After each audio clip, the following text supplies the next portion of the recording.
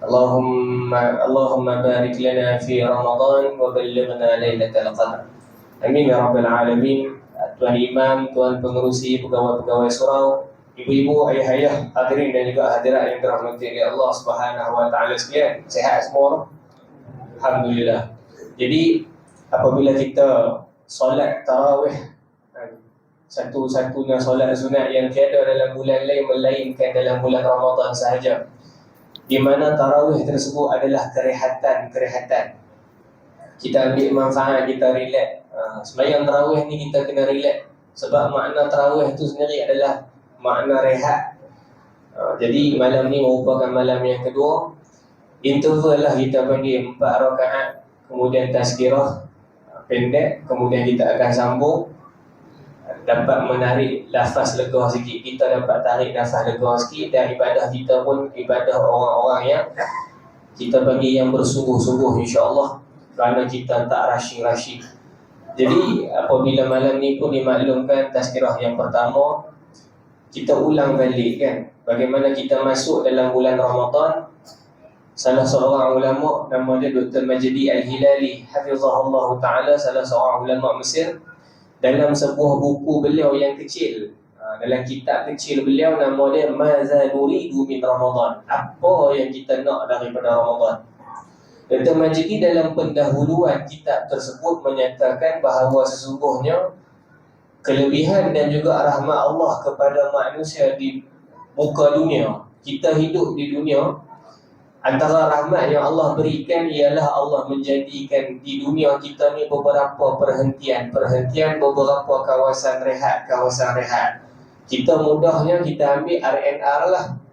Nanti nak balik raya ni, jadi kita akan duduk dekat kawasan rehat. Sebab apa dikata begitu? Sebab kita hidup di dunia, tahun ni tahun 2023, tahun lepas tahun 2022, tahun depan 2024. Umpama kita ni berjalan kaki atas dunia, kita ni satu tempat menuju ke satu tempat yang lain, kita hanya lalu saja di dunia untuk kita menuju di akhirat kelak. Jadi apabila kita berjalan, umpama orang yang bermusafir, jauh perjalanan kita, Allah jadikan kepada kita tempat rehat, kawasan rehat untuk kita berehat. Allah tak jadikan hidup kita, bila kita kata kita musafir, daripada awal hidup kita sampai nak ke hari akhirat, berjalan saja kita. Kalau drive kereta tu, drive saja kereta, tak. Sebab letih.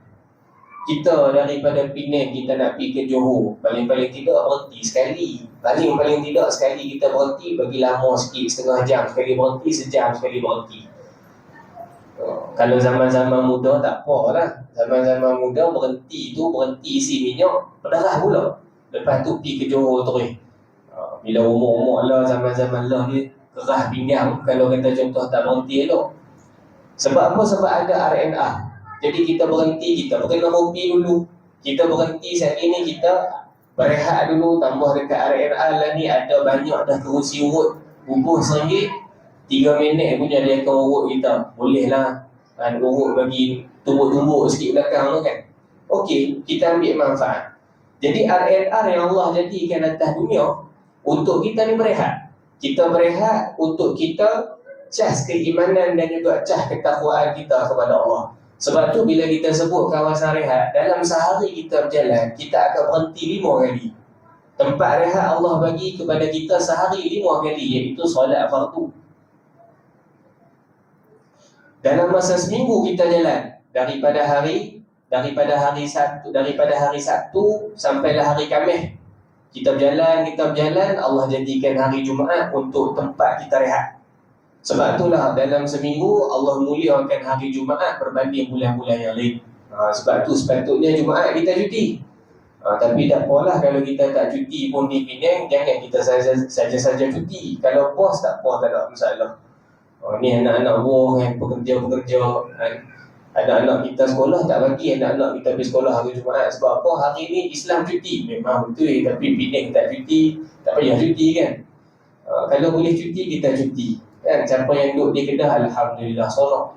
Sebab memang Allah jadikan hari Jumaat hari cuti orang Islam. Kita sembahyang Jumaat pun hari Jumaat. Kita tak sembahyang Jumaat hari lain pada hari Jumaat. Pelik orang buat kan.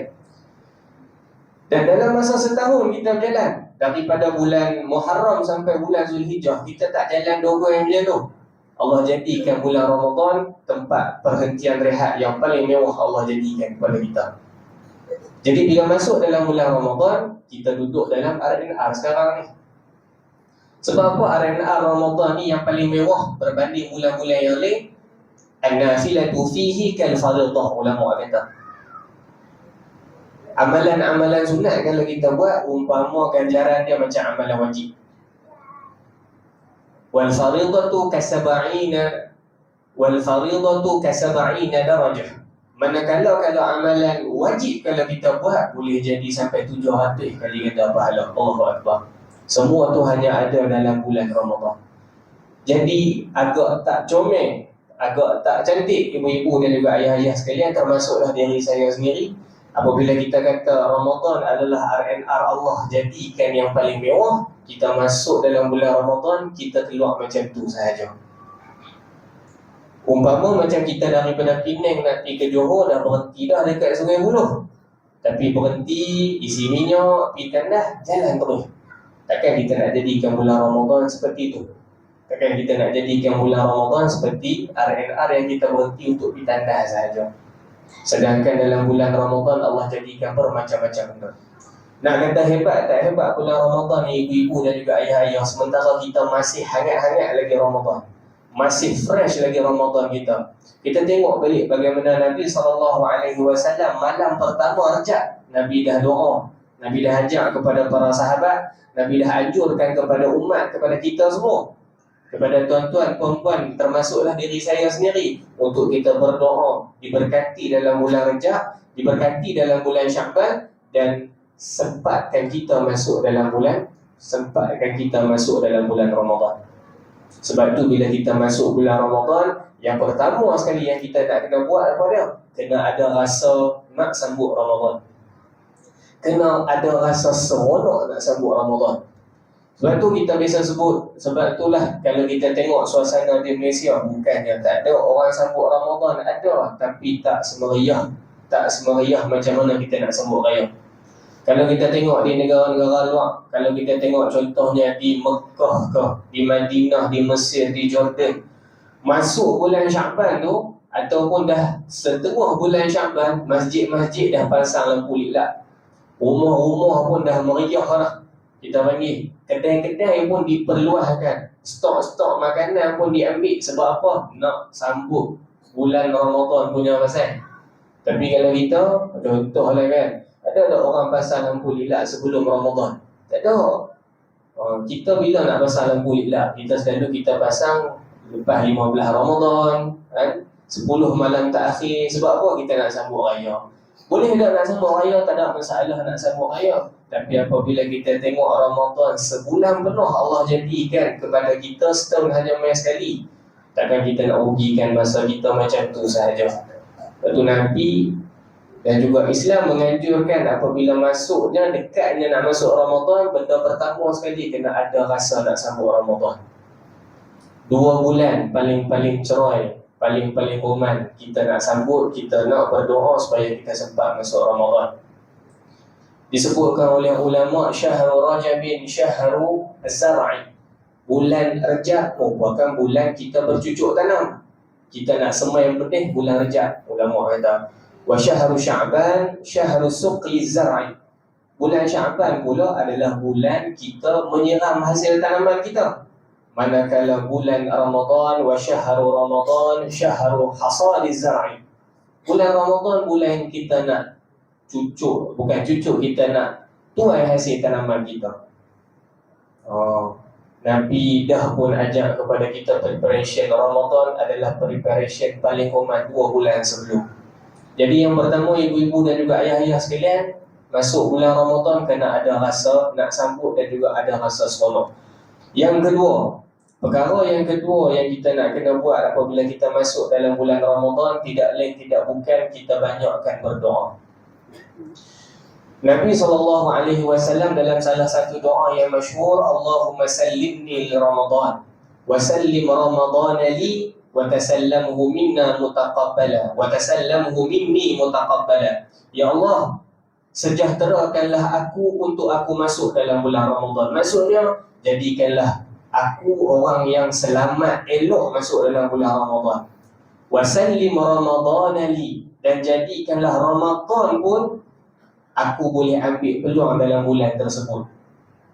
Wa tasallamhu minni mutaqabbala, dan jadikanlah amalan-amalan aku dalam bulan tersebut diterima olehmu ya Allah.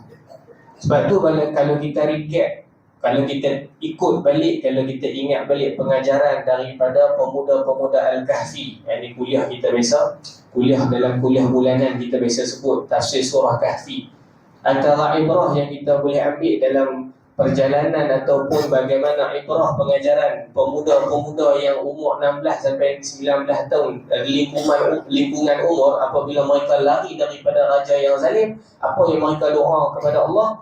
Rabbana atina min ladunka rahmah, ya Allah, Tuhan kami, berikanlah daripada sisimu ya Allah kepada kami rahmatmu.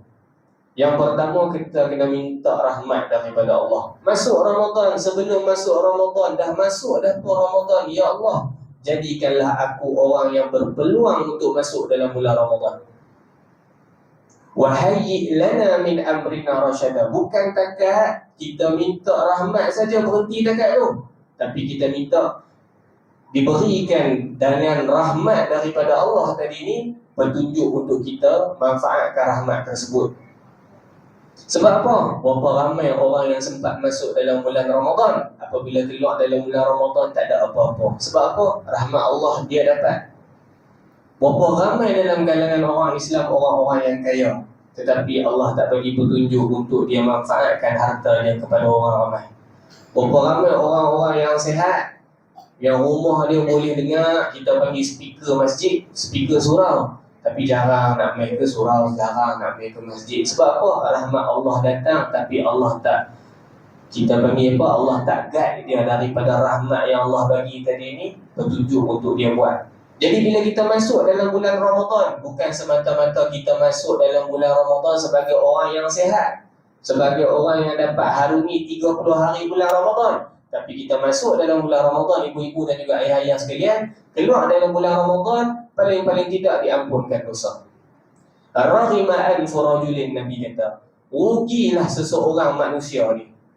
Zukirtu indahu falam yusalli alayya. Apabila nama aku disebut, dia tak jawab balik dengan selawat kepada aku. Wa raghima anfu rajulin, dan rugi juga seorang manusia ni. Iza dakhala alaihi Ramadan fansalakha qabla an yughfara lahu. Rugi juga seorang ni apabila dia masuk dalam bulan Ramadan, dapat dah peluang dia masuk dalam bulan Ramadan, dapat dah dia tarawih tiap-tiap malam, dapat dah dia bagi sedekah, dia bagi makan dekat orang miskin tiap-tiap hari, tapi sayang 1000 kali sayang, keluar daripada bulan Ramadan tak diampunkan dosa. Wal-iyazubillah min zalik. Salah satu kerugian yang besar. Sebab apa? Sebab masuk dalam rahmat Allah, dah dapat rahmat Allah, tapi Allah tak pandu dia dengan rahmat tersebut untuk dia manfaatkan apa yang Allah telah memberikan kepada dia. Jadi yang pertama tadi kita sebut kena ada rasa seronok, yang kedua kena berdoa, dan yang ketiga tidak lain tidak bukan kita kena hidupkan malam-malam Ramadan. Apabila Allah memilih bulan Ramadan lebih daripada bulan-bulan yang lain, maka malam-malam dalam bulan Ramadan turut sama lebih daripada malam-malam di bulan yang lain. Hidupkan malam-malam kita, walaupun kita ni kerja di siang hari, walaupun kita letih, tapi malam kita jangan miss bayang tarawih. Walaupun benda tu benda sunat, di samping kita semangat juga buat benda-benda yang wajib. Jangan tak semangat. Kadang-kadang punya semangat orang nak main tarawih. Dulu zaman belajar dulu, zaman saya belajar dulu di Universiti Al-Azhar, ada 1 tahun yang terakhir kami akan periksa akhir semester sem yang kedua dalam bulan Ramadan. Itu pertama kali. Jadi bila kami periksa dalam bulan Ramadan, ada contoh subjek yang mudah, ataupun subjek yang contoh macam subjek Al-Quran. Subjek Al-Quran dia tak masuk dah benda lain, dia masuk ayat Quran saja, dia takkan masuk hadis Nabi. Jadi siapa yang dah ingat tak ada masalah. Jadi Esok tu subjek Quran, malam ni tarawih macam biasa, berjemaah di masjid, tak ada masalah. Tapi kalau esok tu subjek yang gila, subjek sastra ke, subjek yang kena hafal syair tu kan, Allah Akbar. Jadi lepas main isyak di surau di masjid, kami akan tidur terus. Tidur, bangun, tarawih sendiri, kemudian kita panggil apa, kita akan ulang haji lah. Masa nak balik tu, nak kata ni punya semangat nak buat tarawih tapi tertinggal, ataupun kita panggil tak semangat nak buat benda-benda yang wajib, benda yang fardu tinggal macam tu, ataupun ambil mudah. Apabila balik tu, kita balik pada masjid, duduk berduyun-duyun orang main. Ni bukan nak main-main isyak, dia nak main-main tarawih kan. Main isyak dia tak sembahyang jemaah, main tarawih dia pulun main jemaah. Kan dah terbalik benda macam tu. Kan elok kalau kita jadikan bulan Ramadan tarawih kita pulun, benda wajib kita lagi gandakan. Dan wabillahi taufiq, mudah-mudahan apa yang kita dapat pada malam ni kita dapat jadikan diri kita orang yang lebih bersemangat. Jadi yang baik datang daripada Allah, kekurangan, keterlewatan dan juga keterlanjuran masa datang daripada diri saya sendiri. Saya mohon maaf.